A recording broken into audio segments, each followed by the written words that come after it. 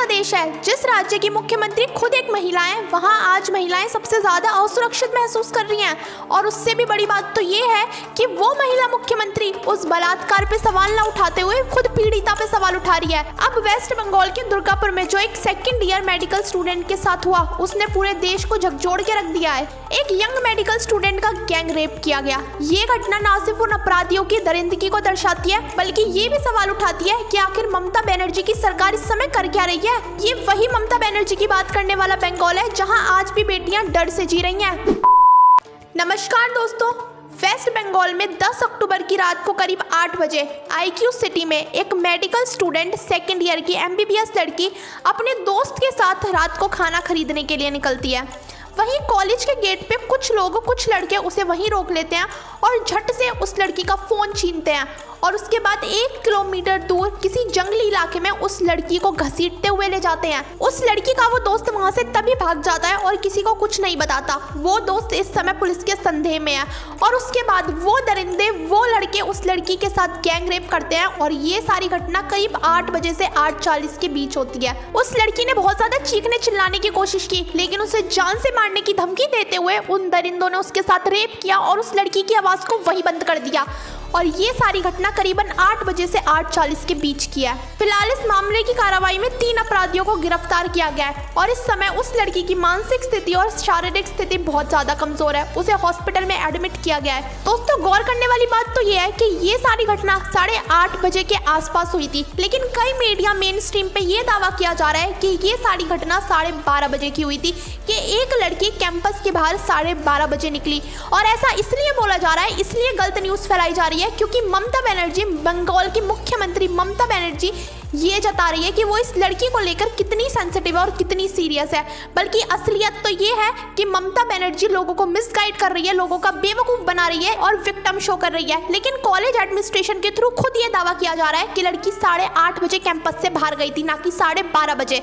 আমাদের দুটি স্টুডেন্ট আজ গতকাল রাতে খুব আনফরচুনেট একটি ইনসিডেন্টে জড়িয়ে পড়ে। একটি মেল স্টুডেন্ট এবং একজন ফিমেল স্টুডেন্ট, দুজনেই সেকেন্ড ইয়ারে, ফার্স্ট ইয়ার থেকে এবার সেকেন্ড ইয়ারে উঠবে পরীক্ষা দিচ্ছে। এরা দুজনেই সাইন করে 7:58 নাগাদ ক্যাম্পাসের বাইরে চলে যায়। यानी तथ्यों के साथ कैसे खिलवाड़ किया जाता है ये ममता बनर्जी को बहुत अच्छे से आता है। और ऐसी घटना क्यों बार बार वेस्ट बंगाल में ही हो रही है और ऐसी घटनाओं को क्यों रोकने में बार बार ममता बनर्जी की सरकार नाकाम हो रही है, असमर्थ हो रही है। लेकिन चिंताजनक बात तो ये है कि राज्य की मुख्यमंत्री ममता बनर्जी का इस घटना के ऊपर, अपराधियों के ऊपर क्या बयान आया कि ममता बनर्जी ने, राज्य की मुख्यमंत्री ने ये सवाल उठाया कि आखिर वो लड़की 12:30 बजे के बाहर कर क्या रही थी।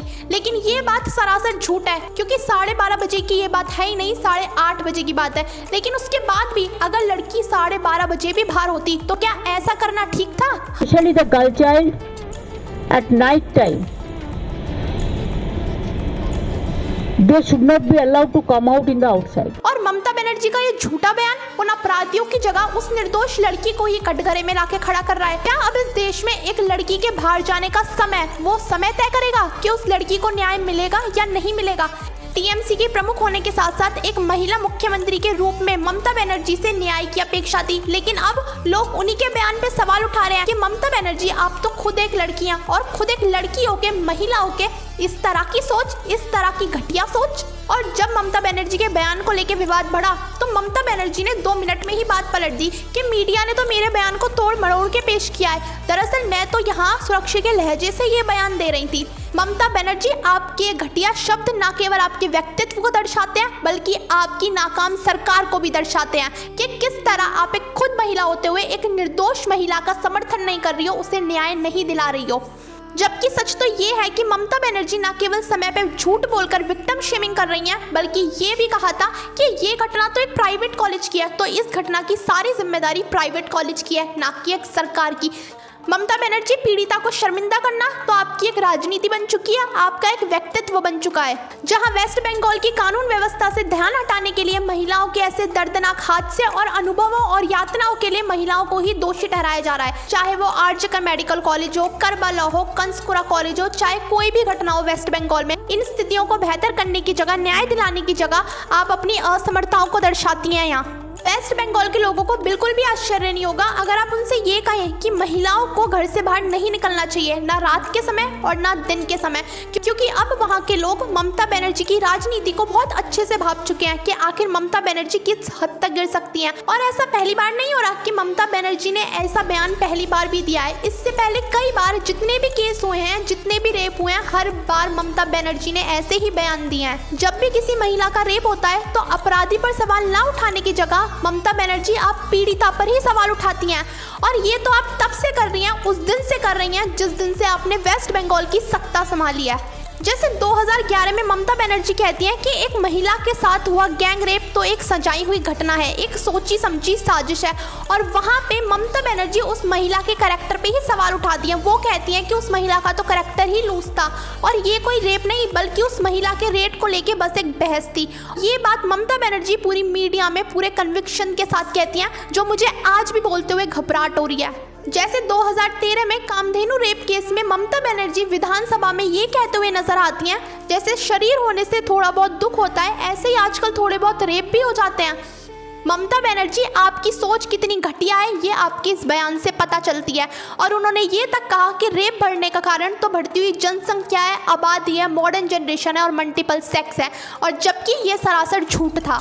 साल 2014 क्यूरी केस में ममता बनर्जी बड़ी ही बेशर्मी के साथ कह देती हैं कि बच्चे हैं, लड़के हैं, थोड़ी बेशर्मी तो करेंगे ही। ममता बनर्जी आपके इस बयान से हर बार ये पता चलता है कि आप कितनी घटिया सरकार है, आपका कितना घटिया व्यक्तित्व है। साल 2025 कागदी रेप केस, जहां ममता बनर्जी इतना घटिया बयान देती हैं कि पूरे बलात्कार का मुआवजा 50,000 और आधे बलात्कार का मुआवजा 15,000 होगा। ममता बनर्जी आपके इस बयान से ये पता चलता है कि आपकी सोच कितनी घटिया है, कितनी नीचे स्तर की है।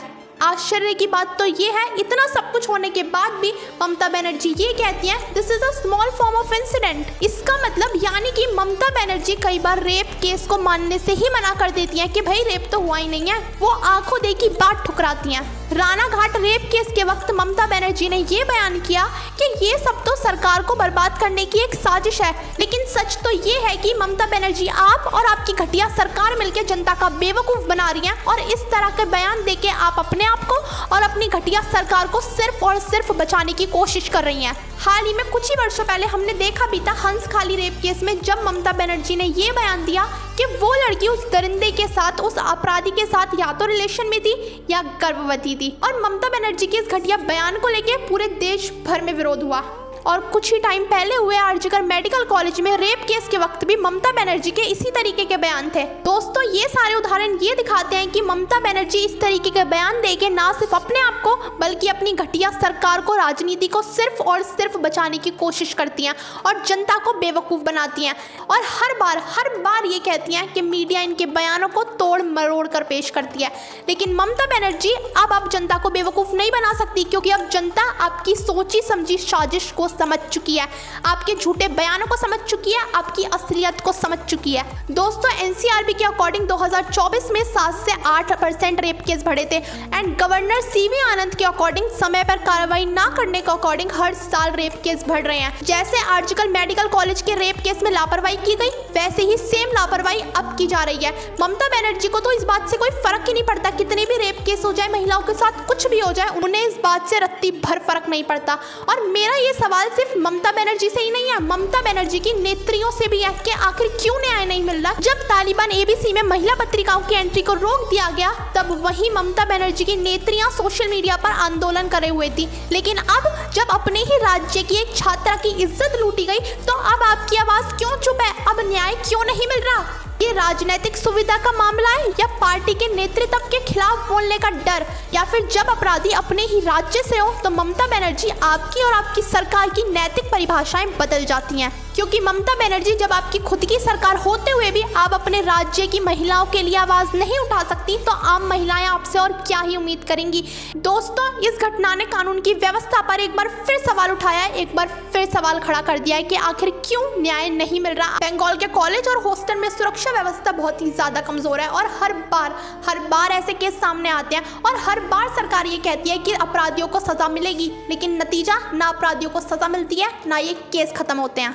दुर्गापुर की ये घटना सिर्फ एक लड़की की कहानी नहीं है, बल्कि पूरे राज्य के ढांचे की कहानी है जो महिलाओं की सुरक्षा करने में हर बार विफल साबित हो रहा है। ममता बनर्जी भले ही ये कहे कि बयानों को तोड़ मरोड़ कर मीडिया के सामने पेश किया गया, लेकिन सच तो ये है कि ममता बनर्जी और उनकी सरकार की प्राथमिकता ही गलत दिशा में है। उनकी प्राथमिकता बलात्कार को रोकना नहीं, बल्कि बलात्कार की खबरों को रोकना है। सिर्फ ममता बनर्जी, अब सवाल सिर्फ मीडिया और विपक्ष का नहीं है, अब सवाल ये है कि अगर आपकी सरकार में भी, आपके नेतृत्व में भी बेटियां सुरक्षित नहीं है, महिलाएं सुरक्षित नहीं है, तो फिर किससे उम्मीद लगाएंगी महिला? बंगाल का दर्द ये है कि जब अपराधियों के खिलाफ सवाल उठाना चाहिए, जब सत्ता खुद ही सवाल के घेरे में फंस जाती है, और जब निर्दोष को न्याय दिलाना चाहिए, तब चारों तरफ सन्नाटा छा जाता है। हंसखाली, आर्यगढ़ मेडिकल कॉलेज, दुर्गापुर, हर जगह हर कोई गलत है, लेकिन सिर्फ ममता बनर्जी ही सही है। ममता बनर्जी के अकॉर्डिंग विक्टिम रिस्पॉन्सिबल है, कॉलेज रिस्पॉन्सिबल है, लेकिन ममता बनर्जी रिस्पॉन्सिबल नहीं है, सरकार रिस्पॉन्सिबल नहीं है, पुलिस रिस्पॉन्सिबल नहीं है। ममता बनर्जी, ये तो बंगाल की सोची समझी साजिश है, राजनीति है, और अब आपका और आपकी राजनीति का खेल खत्म।